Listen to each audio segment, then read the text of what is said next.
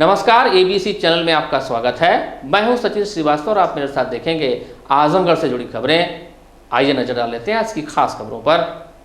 खबर के प्रायोजक हैं लखनऊ की प्रसिद्ध रक्त रोग विशेषज्ञ डॉक्टर शिल्पी अग्रवाल अब आपके शहर आजमगढ़ में। प्रत्येक माह के पहले और तीसरे गुरुवार को शहर के सिधारी में स्थित रेनबो हॉस्पिटल में दे रही है अपनी सेवाएं। काशी गोमती ज्वेलर्स, निकट भंवरनाथ मंदिर, अयोध्या रोड, आजमगढ़। सोने चांदी और डायमंड के 2000 से अधिक collection. HMPS, Kartalpur bypass, Sarai Mandraj, Azamgarh. Admission open nursery to class 9th and 11th और लाइफस्टाइल फर्नीचर, बेलनाडी, आजमगढ़।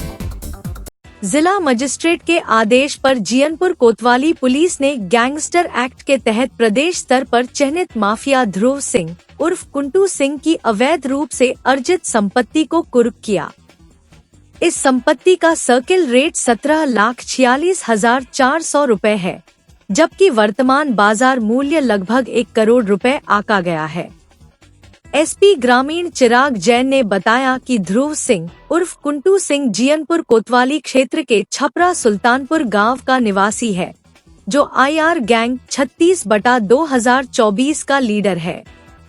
उसने अपराध जगत में अवैध रूप से कमाए गए धन से अपनी पत्नी बंदना सिंह के नाम पर संपत्ति खरीदी थी। यह संपत्ति सगड़ी तहसील क्षेत्र के साल्हेपुर गांव में स्थित है, जिसमें कुल 338 हेक्टेयर भूमि शामिल है, जिसे 26 अगस्त 2009 को खरीदा गया था। गैंगस्टर के तहत दर्ज मामले के आधार पर की गई, जिसमें ध्रुव सिंह, उनकी पत्नी बंदना सिंह सहित अन्य अभियुक्तों के नाम शामिल हैं। थानाध्यक्ष जियनपुर जितेंद्र बहादुर सिंह की ओर से वरिष्ठ पुलिस अधीक्षक हेमराज मीना के माध्यम से जिला मजिस्ट्रेट को कुर्की की रिपोर्ट भेजी गई थी। जिला मजिस्ट्रेट ने 28 मई 2025 को इस संपत्ति को कुर्क करने का आदेश जारी किया।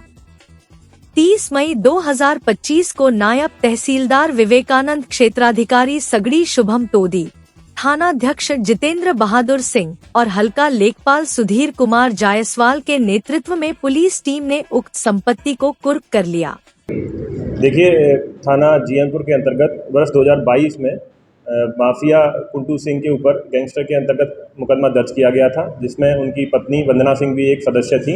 इनके गैंगस्टर के एक्ट के अंतर्गत इसके द्वारा अवैध रूप से कमाए गए पैसे से खरीदी गई संपत्तियों की जानकारी की जा रही थी, जिसको 14(1) के अंतर्गत गैंगस्टर की धारा 14(1) के अंतर्गत कुर्की की कार्रवाई की जाती है। इसी जानकारी के तहत हमको यह तहसील सगड़ी से जानकारी प्राप्त हुई कि इनके द्वारा 2009 में 2 जमीन खरीदी गई गांव सालेपुर में, जिसमें एक जमीन का मूल्य सर्कल रेट के अनुसार लगभग 6,88,000 रुपये है तथा द्वितीय जमीन का मूल्य लगभग 10,58,000 रुपये है। कुल मूल्य लगभग 17,46,000 रुपये है। इसको इनके द्वारा 2009 में अवैध रूप से कमाए हुए पैसे से खरीदा गया था, जिसको माननीय DM साहब के आदेशानुसार 14(1) के अंतर्गत कुर्क किया गया है। इसकी आज कुर्की के अंतर्गत मौके पर जाकर SCO सगड़ी, SHO जियनपुर और नायब तहसीलदार द्वारा कार्रवाई की गई है। आगे भी इसी तरह से इनकी अवैध रूप से कमाई गई प्रॉपर्टी को चिन्हित किया जा रहा है, उनको भी गैंगस्टर के अंतर्गत कुर्क किया जाएगा। आजमगढ़ जिले में स्टंटबाजी का मामला सामने आया है।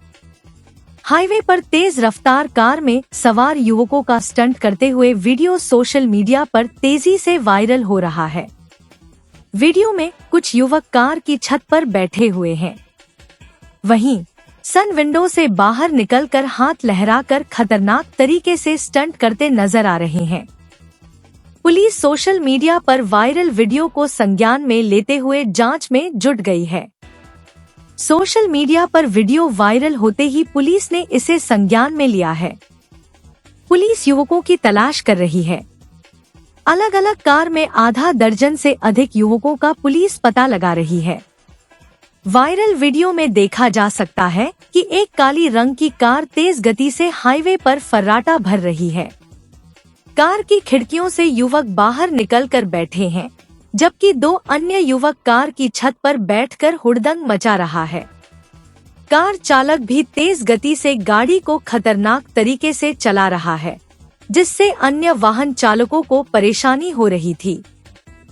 आगे से चल रहे उनके साथी की ओर से इसका रील बनाकर सोशल मीडिया पर डाल दिया, जिसके बाद यह तेजी से वायरल हो गया। वीडियो के वायरल होने के बाद एसपी ग्रामीण चिराग जैन ने त्वरित कार्रवाई शुरू कर दी है। उनका कहना है कि सोशल मीडिया पर एक वीडियो वायरल हो रहा है। वायरल वीडियो में हाईवे पर 4 पहिया वाहन में कई युवक स्टंट कर रहे हैं। यह वीडियो कंधरापुर थाना क्षेत्र का है। कंधरापुर थाना प्रभारी को जांच सौंपी गई है। वाहनों की पहचान की जा रही है। इस प्रदर्शन में शामिल वाहनों पर भारी जुर्माना लगाया जाएगा। काफिला बनाकर स्टंट करने के संबंध में मुकदमा पंजीकृत कराया जाएगा। देखिए, थाना कंदरापुर के अंतर्गत सोशल मीडिया के माध्यम से एक वीडियो संज्ञान में आया था, जिसमें कुछ 15-20 गाड़ियों को लेकर लोग गाड़ियों से बाहर निकलकर स्टंटबाजी कर रहे थे। इस वीडियो का तत्काल रूप से संज्ञान लेते हुए एसएचओ कंदरापुर को जांच हेतु निर्देशित किया गया है। जांच में जो भी तथ्य प्रकाश में आएंगे उनके आधार पर कानूनी कार्रवाई की जाएगी। अमूमन इस तरह की शोबाजी करने वालों पे देखिए, इसमें वाहनों को जब्त भी किया जाता है और निरोधात्मक कार्रवाई भी उन व्यक्तियों के विरुद्ध जो इसमें इस तरह से स्टंटबाजी करते हैं उनके विरुद्ध की जाती है।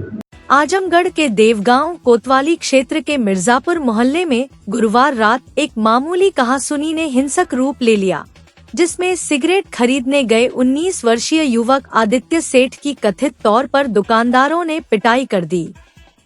इलाज के दौरान अस्पताल में उसकी मृत्यु हो गई। घटना ने इलाके में सनसनी फैला दी और पुलिस ने आरोपियों के खिलाफ मुकदमा दर्ज कर उनकी तलाश शुरू कर दी है। जानकारी के अनुसार देवगांव बाजार के मिर्जापुर मोहल्ले में स्वर्गीय कालिदास चौरसिया की जनरल स्टोर की दुकान है, जिसे उनके परिवार द्वारा संचालित किया जाता है।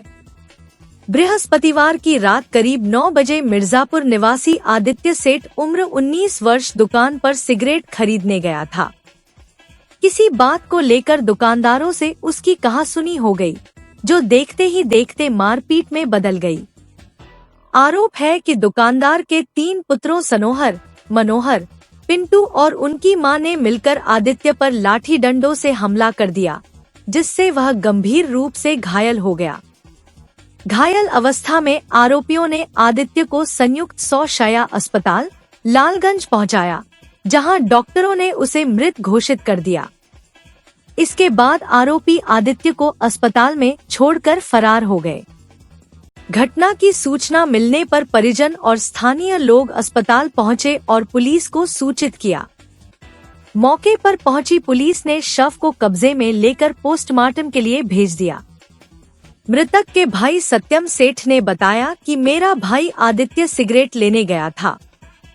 किसी बात को लेकर दुकानदार सनोहर, मनोहर, पिंटू और उनकी मां ने उसकी पिटाई कर दी, जिससे उसकी मौत हो गई। सत्यम ने आरोपियों के खिलाफ थाने में तहरीर दी, जिसके आधार पर पुलिस ने मुकदमा दर्ज कर लिया है। इस मामले में एसपी ग्रामीण चिराग जैन ने बताया कि सूचना पर पहुंची पुलिस ने घायल को इलाज के अस्पताल में भर्ती कराया, जहां डॉक्टरों ने उसे मृत घोषित कर दिया। शव को पोस्टमार्टम के लिए भेज दिया गया है। अभियुक्तों की गिरफ्तारी के लिए टीमें गठित कर दी गई हैं। जांच में जो तथ्य प्रकाश में आएंगे उसके हिसाब से विधिक कार्रवाई की जाएगी। परिजनों की तहरीर के आधार पर मुकदमा दर्ज कर कार्रवाई की जा रही है। और कई दिन बाद आया? लड़का कल यहाँ संवा के आल। अच्छा। और फिर सजवा के खाना मोबाइल देल कुछ लेवे बदे। हाँ। तो दुकानदार के 500 रुपया देल। हाँ। तो वो कहा था कि फुटका दे, कहता फुटका ना बाद ले लिए। हाँ। बस इतने बवाल भर ले। अच्छा। एकरे बाद जैसे फुटकर बदे झगड़ा भयल। हाँ। अब फुटकर बदे झगड़ा भयल तब कैसे मार पीट कैसे चालू हो गई? दुकानदार को लूँगा। हाँ। लड़का तो मन बढ़ू खूब। हाँ। हाँ। उन्हें कुछ टूटू में भयल। हाँ। हाँ। हाँ। तब फिर मारे शुरू कर जान। उन्हें ओकर मतारी ओकर भौजाई। अब तीनों लड़का। यहाँ मल्ले लोहा से है मार तोड़ दे हुए। काफी हाई लग गर्दन तोड़े हुए हैं। यहाँ चक्कू ले मल्ले हुए, शीशा खोपले हुए। अच्छा। रात्रि में थाना देवगांव के गांव मिर्जापुर से यह सूचना प्राप्त हुई थी कि एक व्यक्ति हैं आदित्य सेठ, जिनकी उम्र लगभग 22 वर्ष है। गांव में ही अपनी गांव की ही जनरल स्टोर की दुकान से कुछ सामान लेने गए थे, जहाँ पर दुकानदार से और उनके भाइयों से उनकी झड़प हो गई और वाद विवाद में दुकानदार द्वारा उनको लाठी से डंडे से मारपीट कर दी गई। इस सूचना पर थाना देवगांव की पुलिस तत्काल मौके पर पहुंची। मौके पर चोटिल व्यक्ति को हॉस्पिटल में दाखिल कराया गया, जिसमें डॉक्टरों द्वारा उसको मृत घोषित कर दिया गया है। इसकी बॉडी को पोस्टमार्टम के लिए भिजवा दिया गया है। परिजनों की तहरीर पर मुकदमा दर्ज किया जा रहा है। अभियुक्तों की गिरफ्तारी के लिए भी टीमें गठित कर ली गई हैं, उसकी गिरफ्तारी भी जल्द से जल्द सुनिश्चित की जाएगी। सभी कार्रवाइयाँ प्रचलित हैं। जांच में जो भी तथ्य प्रकाश में आएंगे उनके आधार पर विधिक कार्रवाई की जाएगी। आजमगढ़ जिले के देवगांव कोतवाली क्षेत्र के चेवार पश्चिम गांव में गुरुवार देर रात को सीढ़ी के रास्ते घर में घुसे लुटेरे। आरोप है कि असलहे के बल पर 10 लाख रुपए के आभूषण तथा 50,000 रुपया नकदी लूटकर फरार हो गए। डरी व सहमी पीड़िता के अनुसार घर में 2 बदमाश पिस्टल के दम पर डरा धमकाकर उसका हाथ पैर बांधा और तिजोरी की चाबी लेकर लूटपाट की घटना कारित की। वहीं इस मामले में पुलिस चोरी का मुकदमा दर्ज कर कार्रवाई में जुटी है। घटना को लेकर डरी व सहमी पीड़िता ने बताया कि रात में मैं अपने कमरे में सोई हुई थी, तभी रात में 2 लोग मेरे कमरे में पहुंचे। हाथ पैर बांधकर अलमारी में रखा 2 सोने की चैन, 10 अंगूठी, 4 जोड़ी झुमका, हार, 2 मंगलसूत्र, 5 किल, नथिया, 6 जोड़ी चांदी की पायल, 10 जोड़ी बिछिया, चांदी का थाल सेट सहित अन्य जेवर लूट ले गए। वहीं घटना के दौरान बदमाशों ने महिला को घर में सो रहे परिवार के अन्य सदस्यों को जान से मारने की धमकी देकर किसी से न कहने की बात कहकर फरार हो गए। इस घटना को लेकर पीड़िता के देवर ने बताया कि कल रात हम लोग नानी के घर गए थे। कल हमारे घर में रात्रि को पीछे के रास्ते से छत पर चढ़कर सीढ़ी के रास्ते घर में उतरकर घर में सो रही मेरी भाभी को असलहे के बल पर हाथ पैर बांधकर अलमारी की चाबी लिया और लूटपाट कर फरार हो गए। वहीं पुलिस पर आरोप लगाया कि मुझसे तहरीर बोलकर चोरी की घटना को ही लिखवाया गया, जबकि तमंचा सटाकर लूट की गई। इस पूरे मामले की जांच कर पुलिस से न्याय की गुहार लगाई। रात में हम लोग अपने नानी के यहाँ घर गए थे। रात में कल 2:30 के आसपास रात में डकैती की दुर्घटना हुई है, जो कि मेरी भाभी के साथ छत के रास्ते आए हैं और मेरी भाभी को हाथ पैर बांध के और तमंचा सटा के डकैती की है। तो क्या क्या लूटा गया? इसमें उनका 50,000 के आसपास कैश था और 10 लाख के आसपास उनका गहना था। अच्छा, सब कुछ सामान लेके चले गए। तो इसकी सूचना आपने पुलिस को दी? हाँ, पुलिस को 112 नंबर की सूचना दी गई थी। सुबह आए थे, उन्होंने अपना कार्रवाई किया है और हम भी थाने पे गए थे, लेकिन मेरे इच्छा अनुसार उन्होंने FIR दर्ज नहीं किया। अच्छा, उन्होंने जैसा बोला हमने उसे लिखित किया। अच्छा, जिसे हम संतुष्ट नहीं है। हाँ, और क्यों, क्या संतुष्ट नहीं? चोरी का कोई कार्रवाई हुआ नहीं। अच्छा, तो ये हथियार का जो आप बता रहे हैं प्रकरण, तो मुकदमा चोरी का दर्ज हुआ है कि मतलब ये नहीं, चोरी का उन्होंने बोला, उन्होंने लिखा है चोरी का। अच्छा, ये चोरी है नहीं। अच्छा, तमंचा सटा के लिया गया सब सामान। अच्छा, डकैती है जी। हाँ, तो आपके हिसाब से क्या चाहते हैं आप? उसका न्याय हमें दिया जाए, उस पर कार्रवाई किया जाए। और घर में कितनी महिलाएं मौजूद थी उसमें? 3 थी, एक हमारी बड़ी मम्मी है और एक भाभी, 2 मेरी भाभी थी। अच्छा, रात में 2 लोग आए थे, मैं सोई थी, अचानक आके मेरा मुंह और गला दबा दिए। मैं चिल्लाने की कोशिश की, गला बहुत तेज दबा दिए जो कि, और हाथ पैर बांध दिए और मेरे अलमारी का चाबी मांगने लगे। मैं बोली कि मेरी मम्मी सासू माँ लेके गई है, फिर भी लोग फिर बोले क्या लगा दिया? हथियार लगा दिए। क्या लिया था? पिस्टल था। अच्छा जी। फिर क्या हुआ? फिर लगा के बोले कि चाबी बता जल्दी, तो मैंने चाबी दे दिया जो कि तो जिस समय रात में आए थे वो आप अकेली थी घर में? नहीं, जो कि हमें लेके 3 लोग थे। अच्छा जी। तो उस समय जो है आप ही के कमरे में गए? जी, पहले मेरे ही रूम में आए। हाँ जी। तो क्या कमरे का दरवाजा खुला था क्या? जी, दरवाजा खुला था, गर्मी हो रही थी, इसी वजह से दरवाजा मैंने खोल के रखा था। हाँ। जी। तो रात में लमसम कितने बजे घटना होगी? 2:30-3 बजे के करीब। फिर क्या हुआ? फिर वही हथियार लगा के मेरा सामान सारा निकाल लिए। गहना था। क्या क्या गया है? गहने में हार था, 2 चैन थे, 4 कान का था, 6 पायल थे और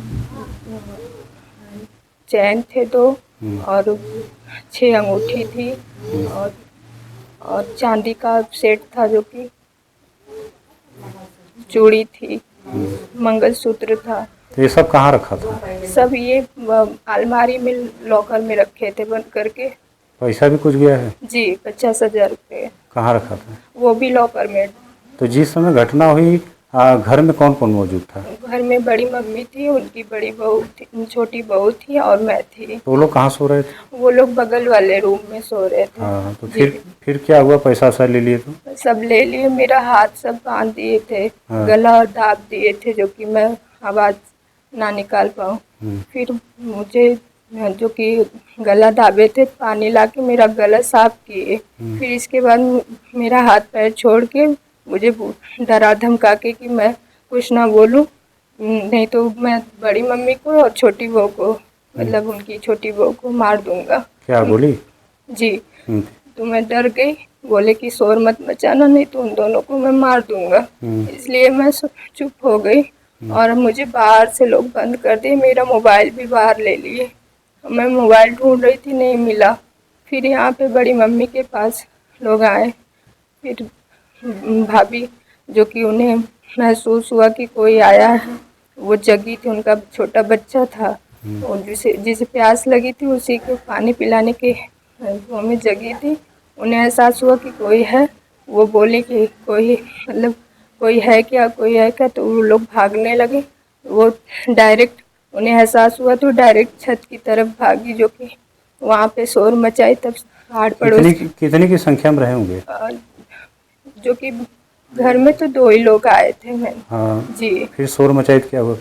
फिर शोर मचा, सब लोग आड़ पड़ोस के सब लोग आए, जो कि मेरा दरवाज़ा फिर खोला गया। जी। तो फिर उस पुलिस को कब सूचना दी गई? सूचना उसी टाइम, कुछ टाइम बाद भैया लोग दिए। अच्छा जी। तो फिर पुलिस आई? जी। तो फिर पूछताछ हुई कुछ? जी।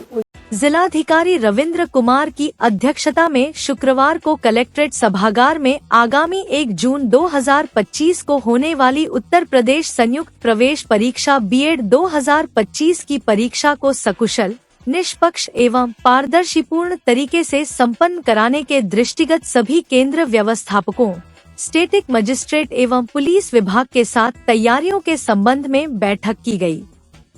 जिलाधिकारी ने बताया है कि उत्तर प्रदेश संयुक्त प्रवेश परीक्षा बीएड जनपद आजमगढ़ में दिनांक 1 जून 2025 को 2 सत्रों में पूर्वाह्न 9 बजे से 12 बजे तक एवं अपराह्न 2 बजे से 5 बजे तक जनपद में निर्धारित 23 परीक्षा केंद्रों पर संचालित होनी है, जिसमें कुल 10,961 अभ्यर्थी सम्मिलित होंगे।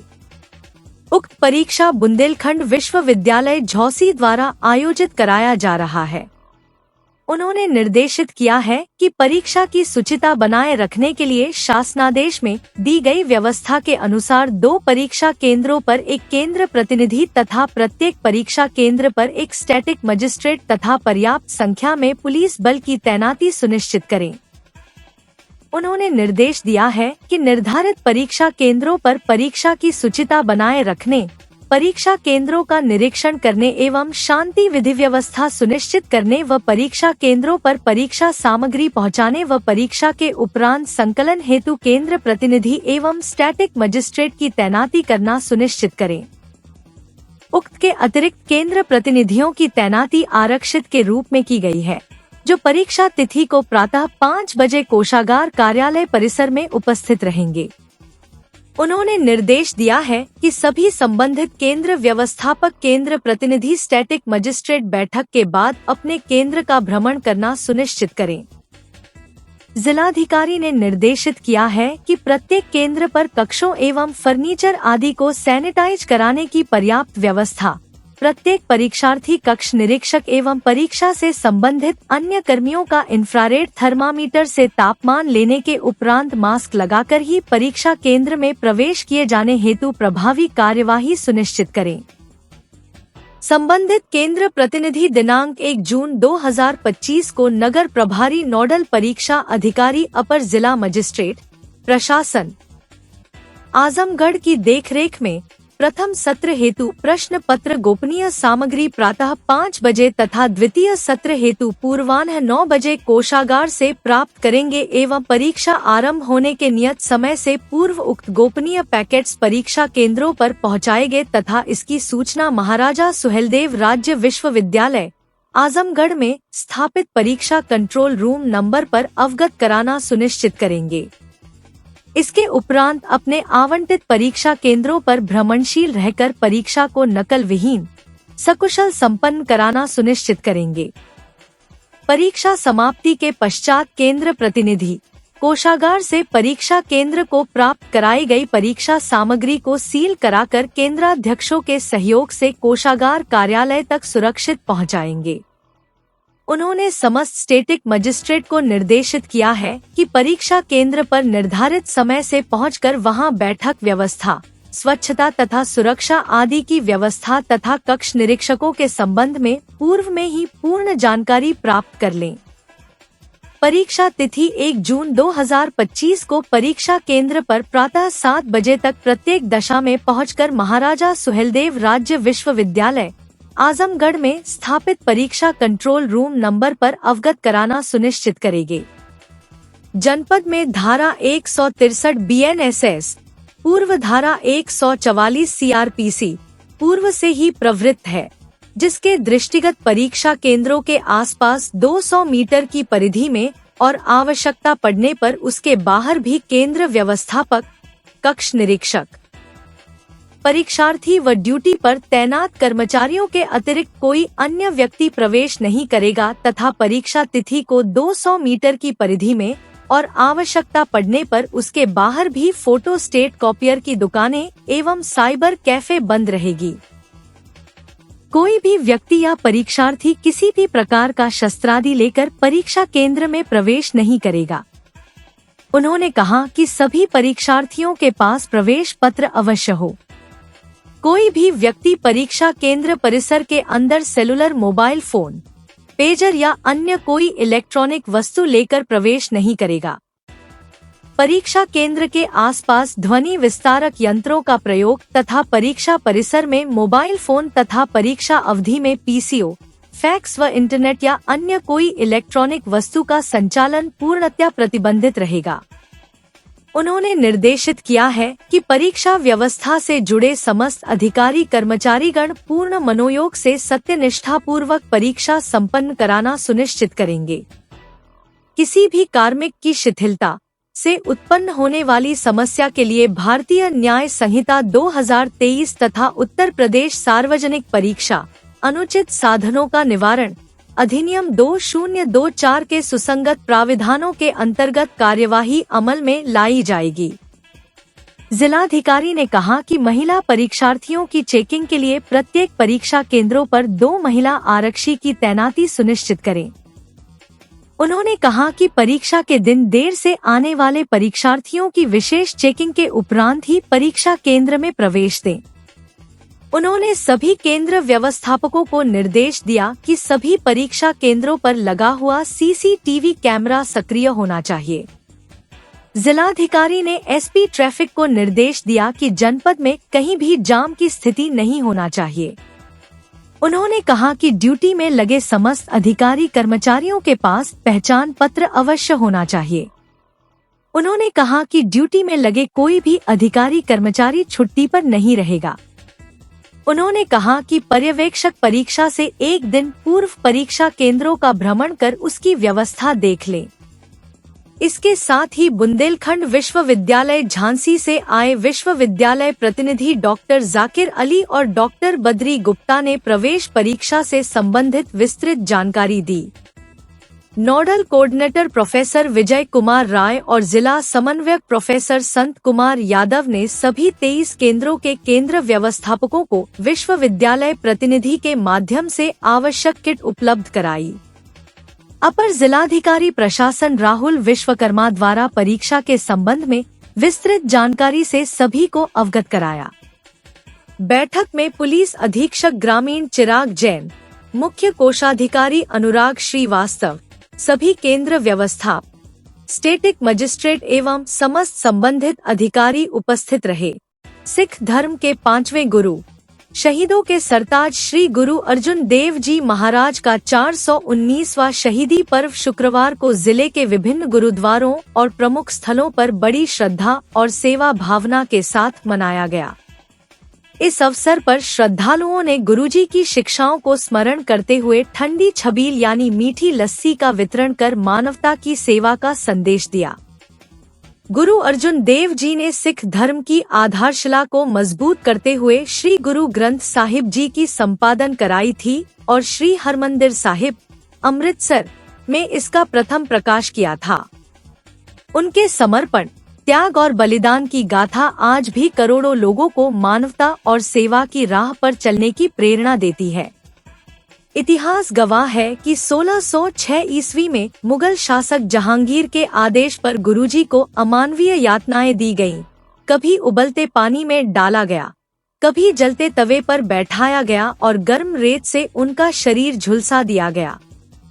इन असहनीय यातनाओं के बावजूद उन्होंने आध्यात्मिक धैर्य और साहस का परिचय देते हुए शहीदी प्राप्त की। गुरुजी की शहादत की स्मृति में प्रतिवर्ष छबील सेवा आयोजित की जाती है ताकि लोगों के तन और मन को शीतलता मिले और सेवा भावना को बढ़ावा मिले। शुक्रवार को आयोजन कलेक्ट्री कचहरी, रिक्शा स्टैंड और मेन चौक पर किया गया, जहां सैकड़ों श्रद्धालुओं को ठंडी मीठी लस्सी वितरित की गई।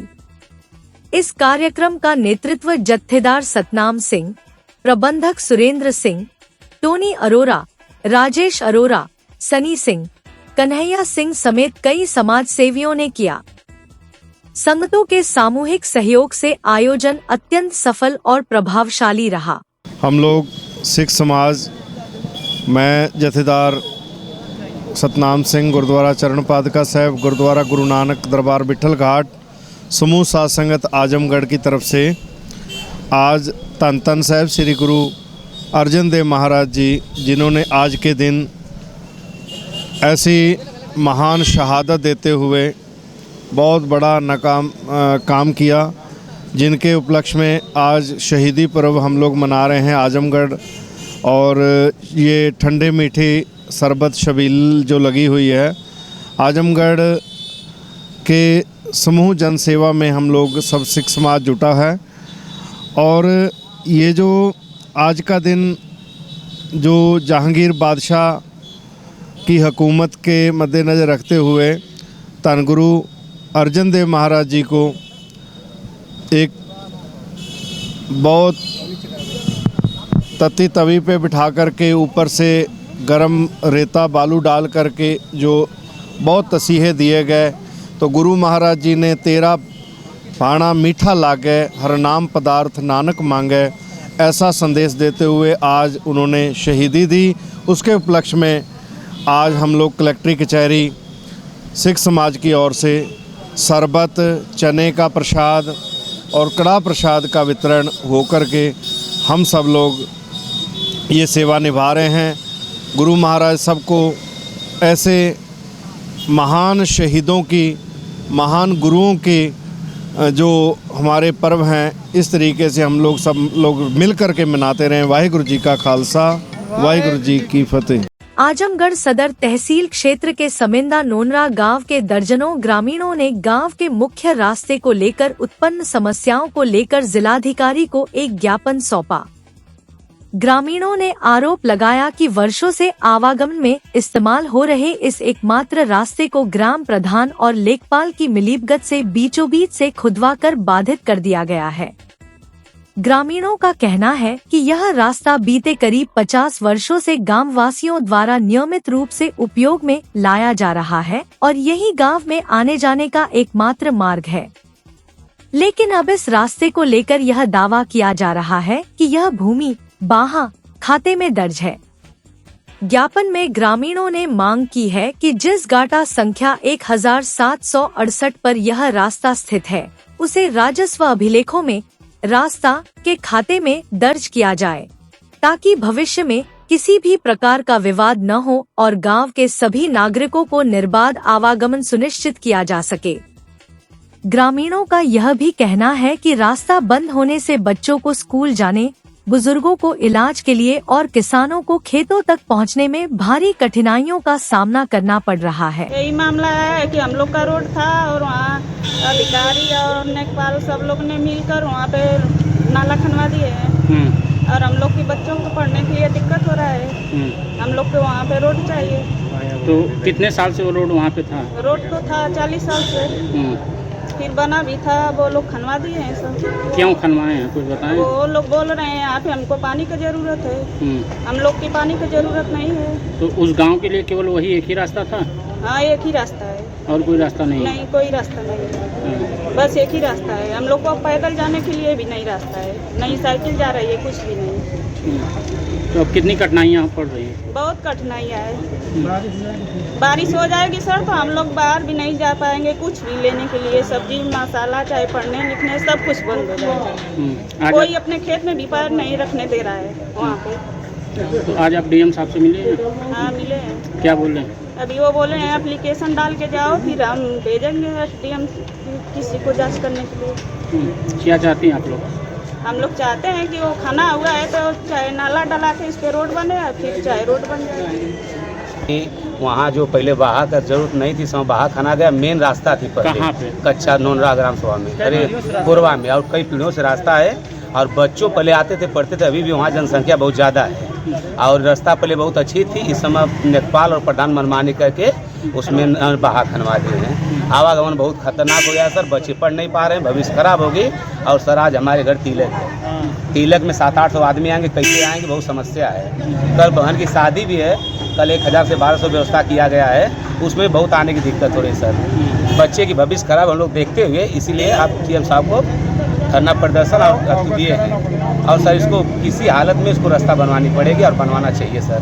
डीएम साहब से आप लोग मिले? डीएम साहब कहें कि मैं एसडीएम परसों कल या आज या कल भेजूंगा, वहाँ का मुआयना करके तुरंत से तुरंत कार्रवाई करूंगा। अगर नहीं कार्रवाई करेंगे तो हम लोग धरना प्रदर्शन बहुत ज़्यादा करेंगे, फिर करेंगे। अच्छा, उस रास्ते से कितने घरों का आवागमन बाधित? सर उसमें कम से कम 30 से 35 घर। आबादी कितनी हो? आबादी सर हमारे यहाँ तो बहुत है, 1375 आबादी है जी। तो इतने लोग कितने सालों से उस रास्ते से आ जा रहे हैं? अरे करीब मान कर चलिए सर, कम से कम नहीं तो 15 से 20 साल से 25 साल लमसम हो चुका है सर। हाँ 45 साल से 42 साल की उम्र होगी, उससे पहले से देख रहा हूँ जी। तो अब आप लोगों को रास्ते की समस्या? एकदम समस्या बहुत जरूर, बहुत समस्या है। बच्चे पढ़ नहीं पाएंगे, भविष्य खराब हो जाएगी, तो हमको रहना कोई मतलब है ना। जब बच्चे की भविष्य खराब हो तो क्या मतलब है, कुछ है नहीं। वही एक रास्ता, शायद एक जाला कोई रास्ता भी नहीं, मेड़ी भी नहीं है कि बच्चे किसी तरह से पढ़ लें या लिख लें, जो भी कुछ है। और बच्चों कल से परसों से पढ़ नहीं रहे हैं। 28 तारीख को नहर खोदी गई है बाहर। Lifestyle furniture, Belnadi, Azamgarh. सभी प्रकार के फर्नीचर एवं इलेक्ट्रॉनिक सामानों की भरपूर रेंज उपलब्ध। हमारे यहाँ EMI की सुविधा 0% ब्याज पर उपलब्ध। इलेक्ट्रॉनिक सामानों में LED TV, refrigerator, washing machine, air conditioner, air cooler, deep freezer, water cooler, mixer juicer, iron, fan, induction, battery, inverter, electric geyser, gas geyser, आटा चक्की इत्यादि। फर्नीचर के सामानों में बेड, गद्दा, सिंगारदान, अलमीरा, sofa, table, chair, rack, stool, संदीली, सीढ़ी, डाइनिंग टेबल, झूला आदि। शादी विवाह की हो तैयारी या ऑफिस और घर के लिए सामानों की करनी हो खरीदारी, पहुँचिए lifestyle furniture, Belnadi, Azamgarh. Kashi Gomti jewellers, a wing of Kashi Gomti group, निकट भंवरनाथ मंदिर, अयोध्या रोड, आजमगढ़।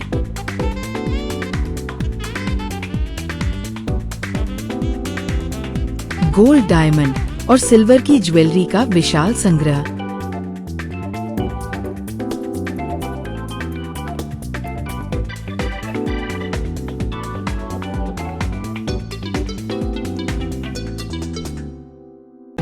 शादी के गहनों का संपूर्ण पैकेज मात्र 1,51,000 रुपए में। शुद्धता की 100% गारंटी। खूबसूरत लम्हों को बनाएं और यादगार। पहुँचे काशी गोमती ज्वेलर्स, निकट भंवरनाथ मंदिर, अयोध्या रोड, आजमगढ़। लखनऊ की प्रसिद्ध रक्त रोग विशेषज्ञ डॉक्टर शिल्पी अग्रवाल अब आपके शहर आजमगढ़ में। प्रत्येक माह के पहले और तीसरे गुरुवार को शहर के सिधारी में स्थित रेनबो हॉस्पिटल में दे रही हैं अपनी सेवाएं। ब्लड का कम होना या बढ़ना, शरीर पर नीले धब्बे पड़ना, प्लेटलेट कम होना, गांठों या तिल्ली का बढ़ना, बार बार बुखार आना, वजन तेजी से घटना और ब्लड कैंसर सहित रक्त से संबंधित किसी भी समस्या के बेहतर इलाज के लिए संपर्क करें।